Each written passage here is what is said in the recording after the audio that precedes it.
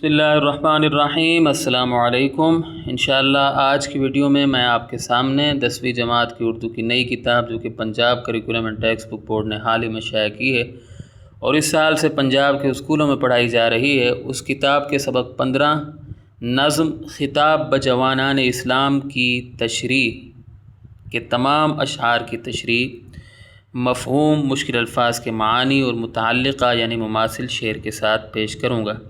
اگر آپ میری سابقہ ویڈیوز جو میں نے اس کتاب کے بارے میں بنائی ہیں مکمل طور پر دیکھنا چاہتے ہیں تو اس ویڈیو کی ڈسکرپشن میں موجود لنک کو وزٹ کریں۔ تو آئیے ویڈیو شروع کرتے ہیں۔ پہلا شعر: کبھی اے نوجوان مسلم تدبر بھی کیا تو نے، وہ کیا گردوں تھا تو جس کا ہے ایک ٹوٹا ہوا تارا۔ تو مشکل الفاظ: تدبر سوچنا، غور کرنا یا عاقبت اندیشی، گردوں آسمان یا فلک۔ مفہوم: اے مسلم نوجوان، کیا کبھی تو نے اس بات پر غور کیا ہے کہ تو کس آسمان کا ٹوٹا ہوا ستارہ ہے۔ تشریح: اس شعر میں شاعر مسلمان نوجوان کو مخاطب کر کے کہتے ہیں کہ اے مسلم نوجوان، کیا کبھی تو نے اپنی اصلیت پر غور و فکر کیا ہے؟ کیا کبھی تو نے اپنی حقیقت کے بارے میں سوچا ہے؟ تو نے اپنے آپ کو مکمل طور پر تبدیل کر دیا ہے، تجھ پر مغربی تہذیب کا رنگ چڑھ گیا ہے، تو اپنی تہذیب کو بھول چکا ہے۔ تو ایک عظیم قوم کا فرد ہے، ایک ایسی قوم جس نے دنیا بھر کی مغرور قوموں کا غرور خاک میں ملا دیا تھا، جس نے دنیا والوں کو رہنے کا طریقہ اور جینے کا سلیقہ سکھایا تھا، جس نے ایک ایسی تہذیب و تمدن کی بنیاد رکھی کہ آج بھی لوگ ان کے گن گاتے ہیں، جس نے بے ضمیر لوگوں کو انسانیت کا درس دیا۔ علامہ اقبال رحمۃ اللہ علیہ کا ہی شعر ہے: عمارت کیا شکوہ خسروی بھی ہو تو کیا حاصل، نہ زور حیدری تجھ میں نہ استغناء سلمانی، رضی اللہ تعالی عنہما۔ دوسرا شعر: تجھے اس قوم نے پالا ہے آغوش محبت میں، کچل ڈالا تھا جس نے پاؤں میں تاج سرے دارا۔ تو مشکل الفاظ دیکھ لیجئے۔ آغوش یعنی گود یا بازوؤں کا حلقہ، تاج سرے دارا ایران کے ایک مشہور بادشاہ کے سر کا تاج۔ مفہوم: تجھے اس قوم نے محبت کی گود میں پالا ہے جس نے بادشاہ دارا کے سر کا تاج پاؤں میں کچل دیا تھا۔ تشریح: اس شعر میں شاعر مسلمان نوجوان کو مخاطب کر کے کہتے ہیں کہ تو ایک عظیم قوم کا فرزند ہے، آج تو اپنی تاریخ، تہذیب اور تمدن سے کٹ چکا ہے، اپنے اسلاف کو فراموش کر چکا ہے، اپنے آباء و اجداد کے کارناموں کو بھول چکا ہے، تو نہیں جانتا کہ وہ کتنے عظیم لوگ تھے۔ تو اس قوم کا فرزند ہے جس نے دنیا کی مغرور قوموں کا غرور خاک میں ملا دیا تھا، جس نے ایرانی سلطنت کو پارا پارا کر دیا تھا، جس نے شرک کے اندھیروں میں توحید کی شمع جلائی تھی۔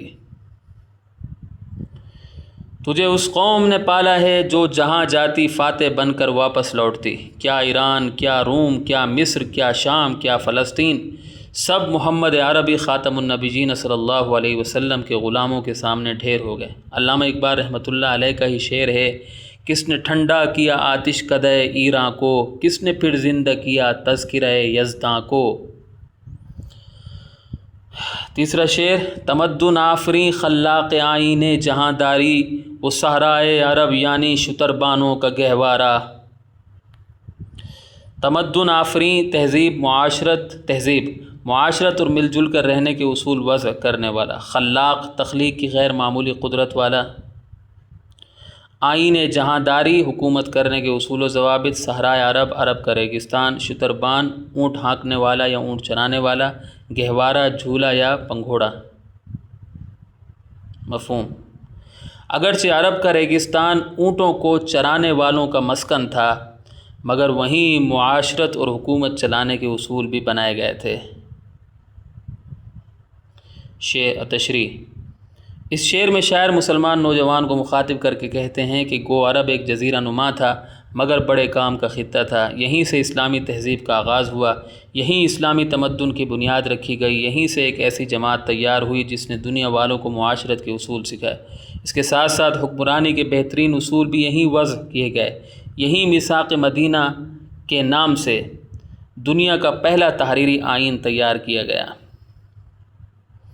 حیرت کی بات یہ ہے کہ اتنا عظیم کام عرب کے ریگستان میں ہو رہا تھا، اتنا بڑا کام اونٹ چرانے والوں کے مسکن میں کیا جا رہا تھا۔ نہ جانے رب تعالیٰ کو صحرائے عرب کے باسیوں کی کون سی ادا پسند آئی کہ دنیا کی امامت ان کو بخش دی۔ دنیا کی امامت ان کو، یہاں کیا ہوگا، ان کو بخش دی، کاف و کو، ٹھیک ہے۔ سید سلمان گیلانی کا شعر ہے، دیکھتے تھے انہیں حیرت سے زمانے والے، حکمراں بن گئے اونٹوں کے چرانے والے۔ اچھا جی، چوتھا شعر، سما الفقر فخری کا رہا شان عمارت میں، باب و رنگ و خال و خط چہ حاجت روئے زیبا را۔ الفقر فخری، فقیری میرا فخر ہے حدیث، خال و خط، خد و خال شکل و صورت کی ساخت، روئے زیبا خوبصورت چہرہ۔ مفہوم، ابتدائی دور کے مسلمانوں نے امیری میں بھی درویشی اختیار کی، کیونکہ خوبصورت چہرے کو ظاہری بناؤ سنگار کی ضرورت نہیں ہوتی، ٹھیک ہے۔ اچھا، اس کے بعد ہے تشریح۔ اس شعر میں شاعر کیا مسئلہ ہے، ٹھیک ہے۔ اس شعر میں شاعر مسلمان نوجوان کو مخاطب کر کے کہتے ہیں کہ اسلام کے ابتدائی زمانے کے مسلمان عجب شان کے مالک تھے، انہوں نے امیر ہو کر بھی فقیری و درویشی کو اپنائے رکھا۔ وہ پیارے آقا خاتم النبیین صلی اللہ علیہ وسلم کے اس ارشاد پر عمل پیرا رہے، درویشی میرا فخر ہے۔ انہوں نے امیری کو نہیں، فقیری کو باعث فخر سمجھا۔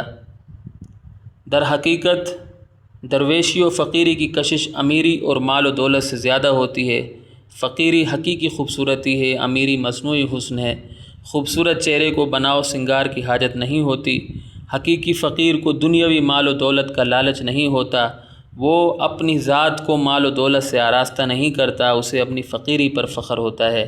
علامہ اقبال رحمۃ اللہ علیہ کا ہی شعر ہے، ایک فقر ہے شبیری اس فقر میں ہے میری، ایک فقر ہے شبیری اس فقر میں ہے میری، میراث مسلمانی سرمایہ شبیری، رضی اللہ تعالی عنہ۔ پانچواں شعر، گدائی میں بھی وہ اللہ والے تھے غیور اتنے، کہ منعم کو گدا کے ڈر سے بخشش کا نہ تھا یارا۔ تو گدائی، فقیری یا درویشی، غیور بہت غیرت مند، اپنی عزت کا پاس و لحاظ کرنے والا، اپنی عزت کا پاس لحاظ کرنے والا، صحیح، خوددار، ٹھیک ہے، یہ اس کے مطالب ہیں۔ منعم، فیاض، سخی، دولت مند یا مالدار، گدا، فقیر یا درویش، یارہ، طاقت یا ہمت۔ اللہ اکبر۔ مفہوم، وہ اللہ کے بندے درویشی میں بھی بڑے غیرت مند تھے، اتنے غیرت مند کہ امیر لوگ ان درویشوں کو خیرات دینے کی ہمت نہیں رکھتے تھے۔ تشریح، اس شعر میں شاعر مسلمان نوجوان کو مخاطب کر کے کہتے ہیں کہ اسلام کے ابتدائی زمانے کے مسلمان عجب شان کے مالک تھے، انہیں امیری سے زیادہ فقیری عزیز تھی، وہ دولت کے دلدادہ نہیں تھے، انہوں نے فقیری میں بھی غیرت پر کوئی سمجھوتا نہیں کیا، وہ درویش ہو کر بھی غیرت مند تھے، وہ اللہ کے نیک بندے اتنے غیرت مند تھے کہ امیر شخص انہیں کچھ دینے کی ہمت نہیں کر پاتا تھا، کیونکہ وہ لوگ دنیاوی دولت سے بالکل بے نیاز ہو چکے تھے۔ وہ یہ جان چکے تھے کہ حقیقی سکون درویشی و فقیری میں ہے، مال و دولت میں نہیں۔ وہ امیروں اور ان کی امیری سے بے نیاز ہو چکے تھے، وہ امیروں کی خوشامد نہیں کرتے تھے۔ علامہ اقبال رحمۃ اللہ علیہ کا ہی شعر ہے، میرا طریق امیری نہیں فقیری ہے، خودی نہ بیچ غریبی میں نام پیدا کر۔ چھٹا شعر، غرض میں کیا کہوں تجھ سے کہ وہ صحرا نشیں کیا تھے، جہاں گیرو جہاں دارو جہاں بانو جہاں آرا۔ صحرا نشیں، صحرا ریگستان یا جنگل میں رہنے والا، دنیا سے کنارہ کشی اختیار کرنے والا، جہانگیر بادشاہ یا سلطان، جہاں دار بادشاہ یا حکمران، جہاں بان دنیا کی نگرانی یا حفاظت کرنے والا بادشاہ یا حکمران، جہاں آرا دنیا کو سجانے اور سنوارنے والا۔ مفہوم، غرض میں تجھے کیا بتاؤں کہ وہ صحرائی لوگ کیسے تھے، وہ فاتح بھی تھے، حکمران بھی تھے، اور جہاں کو اپنے کردار سے آراستہ کرنے والے بھی تھے۔ تشریح، اس شعر میں شاعر مسلمان نوجوان کو مخاطب کر کے کہتے ہیں کہ اسلام کے ابتدائی زمانے کے مسلمان عجب شان کے مالک تھے، وہ عرب کے ریگستان میں رہنے والے سادہ سے مسلمان تھے، ان کی زندگی سراپا سادگی تھی۔ گو یہ صحرائی لوگ سادگی پسند تھے مگر بے پناہ صلاحیتوں کے مالک تھے۔ انہی صحرائیوں نے اس وقت کی طاقتور قوموں کو شکست فاش دی، انہی صحرائیوں نے اس وقت کی عظیم سلطنتوں پر اپنی حکومت قائم کر دی۔ نہ صرف حکومت قائم کی بلکہ وہاں کی تہذیب و تمدن کو بدل کر رکھ دیا۔ مفتوحہ علاقوں کے غیر مہذب لوگوں کو مہذب بنا دیا۔ ان عظیم لوگوں نے دنیا بھر کو توحید و رسالت کے نور سے روشن کر دیا۔ یہ لوگ بیک وقت بادشاہ بھی تھے، فاتح بھی تھے، حکمران بھی تھے اور اسلام کے داعی بھی تھے۔ مولانا ظفر علی خان نے کیا خوب کہا، اب کہاں وہ مسلمان اگلے زمانے والے، گردنیں قیصر و کسریٰ کی جھکانے والے۔ 7واں شعر، اگر چاہوں تو نقشہ کھینچ کر الفاظ میں رکھ دوں، مگر تیرے تخیل سے فزوں تر ہے وہ نظارہ۔ تخیل خیال کرنا یا تصور میں لانا، فزوں تر بڑھ کر یا بڑھا ہوا۔ مفہوم، اگر میں چاہوں تو اپنی شاعری کے ذریعے اس زمانے کا نقشہ کھینچ کر رکھ دوں مگر تیرا خیال اس زمانے تک رسائی حاصل نہیں کر سکتا۔ تشریح، اس شعر میں شاعر مسلمان نوجوان کو مخاطب کر کے کہتے ہیں کہ اگر میں چاہوں تو اپنی شاعری سے اسلام کے ابتدائی زمانے کا نقشہ کھینچ کر تیرے سامنے رکھ دوں، کیونکہ میری خواہش ہے کہ تو اپنی اصلاح کر لے، تو اپنے اسلاف کی طرح ہو جائے، تو بھی ان کی طرح غیور بن جائے، مگر تیرا تخیل محدود ہے، تیرا علم کم ہے، تیری فکر میں گہرائی نہیں ہے، تیرے تصور میں وسعت نہیں ہے، تو اپنے اکابر سے ناواقف ہے، تو ان کے کارناموں کے بارے میں نہیں جانتا، اس لیے ان کے دور کا نظارہ تیرے خیال میں نہیں سما سکتا، میری کوشش کے باوجود تو اس دور کا مکمل طور پر ادراک نہیں کر سکتا۔ نعیم الرحمن شائق کا شعر ہے، تخیل سے ہے ماورا ان کی عظمت، جنہوں نے دیا درس وحدت جہاں کو۔ 8واں شعر ہے، تجھے آبا سے اپنے کوئی نسبت ہو نہیں سکتی کہ تو گفتار وہ کردار، تو ثابت وہ سیارہ۔ آبا یعنی باپ دادا، نسبت یعنی تعلق، گفتار بات چیت یا گفتگو یا کلام، ثابت ستارہ جو اپنی جگہ پر قائم رہتا ہے، سیارہ جو گردش کرتا رہتا ہے۔ مفہوم، تیرا اپنے بزرگوں سے کوئی تعلق ہی نہیں رہا، تو صرف باتیں کرتا ہے، وہ عمل کر کے دکھاتے، تو ستارے کی طرح ساکت ہے، وہ سیارے کی طرح متحرک تھے۔ اچھا جی، تشریح پر آ جائیے۔ اس شعر میں شاعر مسلمان نوجوان کو مخاطب کر کے کہتے ہیں کہ تو اپنے آباء و اجداد کی طرح نہیں ہو سکتا، تو نے اپنا تعلق اپنے اسلاف سے توڑ دیا ہے، تو مغربی تہذیب کا دلدادہ بن چکا ہے۔ حقیقت تو یہ ہے کہ تو اپنے بزرگوں کی عظمت سے ہی ناواقف ہے، تو نہیں جانتا کہ وہ کتنے بلند پایہ لوگ تھے، تو صرف باتیں بناتا ہے، وہ میدان عمل میں اتر جاتے تھے، تو گفتار کا غازی ہے، وہ کردار کے غازی تھے، تو ستارے کی طرح ساکت ہے، تو میدان عمل میں نہیں اترتا، تو غافل ہو چکا ہے۔ اچھا جی، اس کے بعد ہے، تیرے اسلاف سیارے کی طرح متحرک تھے، انہوں نے اپنی ایمانی طاقت سے بڑے بڑے مارکے سر کیے، دنیا کی بڑی بڑی طاقتوں کو شکست فاش دے دی۔ علامہ اقبال رحمۃ اللہ علیہ کے ہی اشعار ہیں، میرے کعبے کو جبینوں سے بسایا کس نے، میرے قرآن کو سینوں سے لگایا کس نے، تھے تو آبا وہ تمہارے ہی مگر تم کیا ہو، ہاتھ پر ہاتھ دھرے منتظر فردا ہو۔ 9واں شعر، گنوا دی ہم نے جو اسلاف سے میراث پائی تھی، ثریا سے زمیں پر آسمان نے ہم کو دے مارا۔ اسلاف یعنی آباء و اجداد، میراث وہ جائیداد جو کسی شخص کے مرنے کے بعد اس کے وارثوں کو ملے۔ ثریا ستاروں کا جھرمٹ۔ مفہوم، اچھا جی، مفہوم ہے، ہم نے اپنے بزرگوں کی طرف سے دیا ہوا ورثہ گنوا دیا ہے، یہی وجہ ہے کہ ہم آسمان کی بلندیوں سے زمین کی پستیوں میں جا گرے۔ تشریح، اس شعر میں شاعر کہتے ہیں کہ ہم نے اسلاف کی دی ہوئی میراث ضائع کر دی، ہم نے ان کی طرف سے ملی ہوئی علمی و اخلاقی دولت کی قدر نہیں کی، یہ علمی و اخلاقی دولت مادی دولت سے زیادہ قیمتی تھی، اب ہم خالی ہاتھ ہیں، ہم بزرگوں کی دولت سے محروم ہو چکے ہیں، دنیا میں ہماری کوئی قدر نہیں ہے، ہمیں کوئی اہمیت نہیں دی جاتی، ہم پستیوں میں جا گرے ہیں، پہلے ہمارا عروج آسمان کی بلندیوں کو چھو رہا تھا، اب ہر سو ہمارے زوال کی داستانیں گونج رہی ہیں۔ ہم نے بزرگوں کی میراث کیا ضائع کی کہ ذلت اور رسوائی ہمارا مقدر بن گئی، زمانہ بہت آگے نکل گیا، ہم بہت پیچھے رہ گئے، اس وقت ہم علم و عمل دونوں سے محروم ہیں۔ علامہ اقبال رحمۃ اللہ علیہ کا ہی شعر ہے، وہ زمانے میں معزز سے مسلمہ ہو کر اور تم خوار ہوئے تارک قرآن ہو کر۔ 10واں شعر، حکومت کا تو کیا رونا کہ وہ ایک عارضی شے تھی، نہیں دنیا کے آئین مسلم سے کوئی چارہ۔ عارضی یعنی وقتی، غیر مستقل یا چند روزہ، آئین مسلم تسلیم شدہ یا مانا ہوا دستور تسلیم شدہ، اصول، چارہ، تدبیر یا علاج۔